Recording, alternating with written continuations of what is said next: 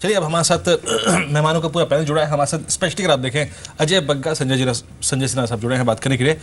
संजय जी, पहले मैं आपके पास आऊँगा। एग्जैक्टली आई थिंक इस बजट स्पीच को सुनते सुनते शुरुआती 25 मिनट में 35 मिनट में ऐसा लगा था कि पूरा का पूरा थ्रस्ट इसका जो है वो है रूरल इंडिया पे, ग्रामीण पे, कृषि पर, इंफ्रास्ट्रक्चर पे।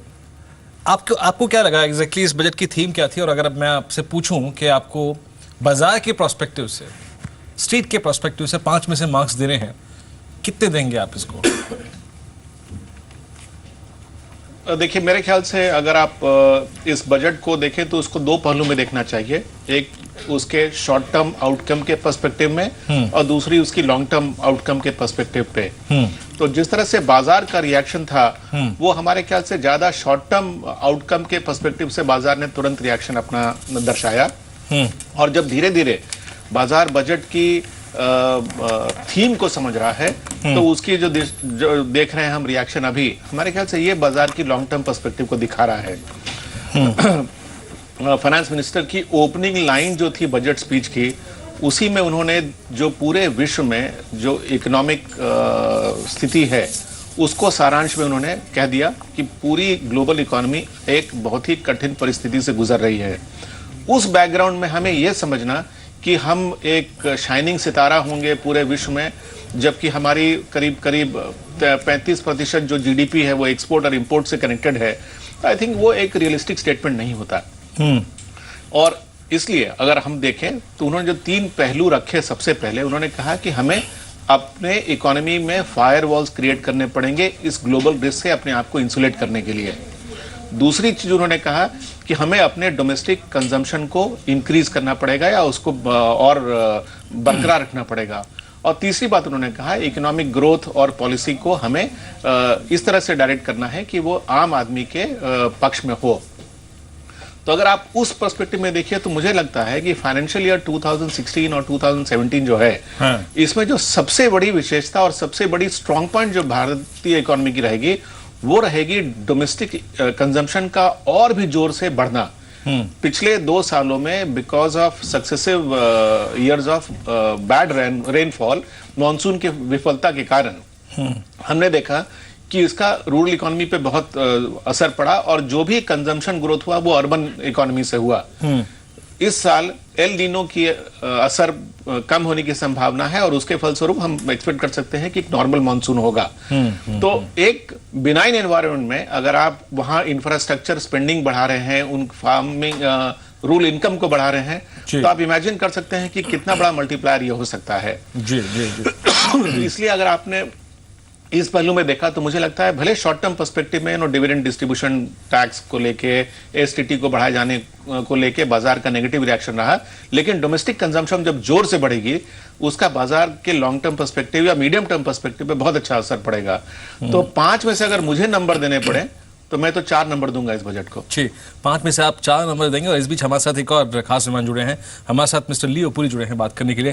मिस्टर पुरी, गुड आफ्टरनून कार्यक्रम में स्वागत है सर। बजट स्पीच को आपने सुना, आई थिंक रेलवे बजट को हमने देखा, आर्थिक सर्वेक्षण को हमने देखा, इकोनॉमिक सर्वे को हमने देखा, इन्फ्लेशन की ट्रेजेक्ट्री को हमने एग्जैक्टली सरकार क्या डिफाइन करके चल रही है वो देखा, और उसके बाद रूरल इंडिया पर, ग्रामीण पर, भारत पर, कृषि पर एम्फेसाइज होना, मूलभूत टैक्स ढांचे में कोई परिवर्तन ना होना, थोड़ा बहुत अगर आप देखें सरचार्ज बड़ा है, और ऑटो सेक्टर पे थोड़ा सा अगर आप देखें मार पड़ी है। लेकिन ओवरऑल इस बजट को आप देखते कैसे, और स्ट्राइकिंग पॉइंट जो थे इस बजट के वित्त मंत्री के वो क्या रहे?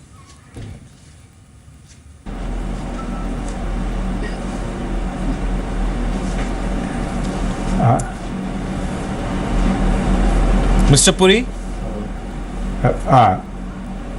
हाँ जी, ये जो बजट है ये एक बहुत पॉजिटिव बजट है। This is an extremely well thought through positive budget. As the finance minister has said, it is a budget for an Aam Aadmi. It's a budget for the people of India. And in fact, it has avoided 2 of the major fears. No long-term capital gains tax has been introduced, and the fiscal deficit has been retained at 3.5%. Retaining the fiscal deficit at 3.5% is a very positive indication to global investors and to global markets that India is committed to fiscal discipline.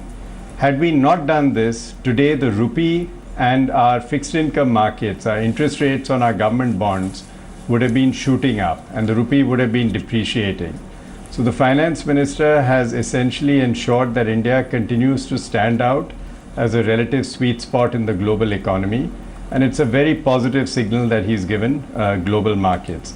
Domestically also, he has indicated that the emphasis on rural, social, education and infrastructure are all going to be viewed very positively by the middle class, both in urban and rural areas. Eventually, this will create more demand. It will help corporate earnings.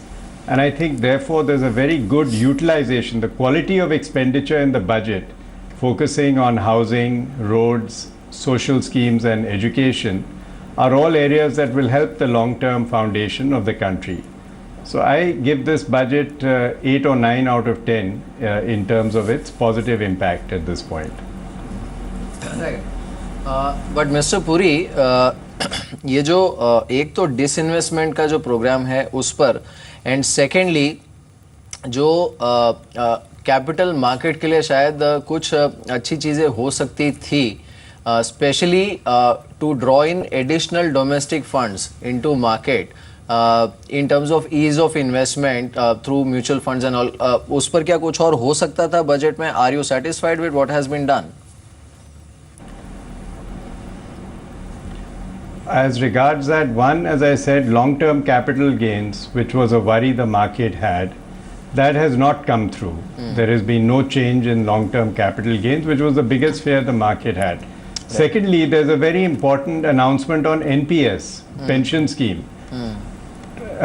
Today, if you were to withdraw your fixed amount from the pension scheme, NPS, you pay tax on it. The FM has announced that you can withdraw 40% of the corpus on a tax-exempt basis. So 40% of NPS now becomes EEE as opposed to EET. This is a very positive measure, and I don't know if it's been fully appreciated. But as people analyze this, they will come to understand how positive it is. On the disinvestment, I know there is some disappointment that only 25,000 crores has been announced as available amount for bank recapitalization. But there's a positive way to look at this also, because the FM also hinted, he said, maybe the government can come below 51% also in the banks. Now, if that is true, that means why should I as a taxpayer pay to recapitalize these banks? Why shouldn't other investors come in, whether foreign, Indian, strategic investors? Let them come and take over these banks as strategic investors. And I should not be putting my good money as an Indian taxpayer after these bad banks. They need to be reformed, they need to be managed better. And I in fact saw their decision to keep it at 25,000 crores as a sign of discipline. It avoids moral hazard that the government keeps recapitalizing the banks, and every 3-4 years again we have the same problem. So he's saying, I'm only going to give you 25,000 crores, and he's hinting that there will be other measures to follow, including going below 51%. And you now have Vinod Rai in the Bank Board Bureau. I see that as a very positive sign. Bank Board Bureau may also recommend similarly that government should not continue to bear this liability indefinitely of the PSU banks. So I think on reflection, people will see that this is a very positive development, not a negative development. Absolutely.